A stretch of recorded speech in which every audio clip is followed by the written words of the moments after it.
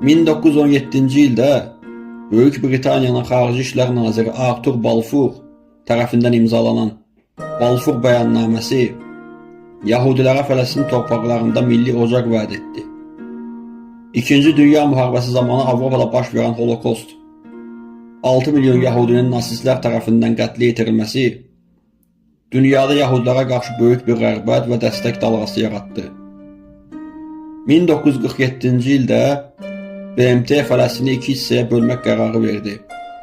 %56 Yahudilərə, %44 ərəblərə. Əhalinin əksəriyyətini təşkil edən ərəblər bu ədalətsiz bölgünü rədd etdilər. 14 may 1948-ci ildə Britaniya mandatı başa çatan kimi İsrail dövləti öz müstəqilliyini elan etdi. Ertəsi gün ərəb ölkələri İsrailə müharibə elan etsələr də, yaxşı təşkilatlanmış və qərb tərəfindən silahlandırılmış İsrail ordusu qalib gəldi. Bu müharibə Fələstinlilərin yaddaşına Nakbə, böyük fəlakət kimi həkk olundu. 700 mindən çox Fələstinli öz yurdundan didərgin salındı və onların geri qayıtmaq hüququ əlillərindən alındı. Fələstinlilər niyə soyqırma məruz qalıblar?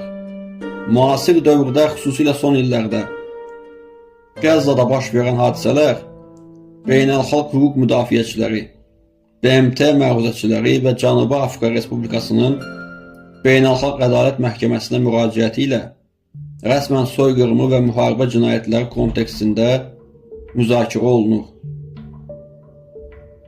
Bunun bir neçə əsas səbəbi var. Etnik təmizləmə siyasəti.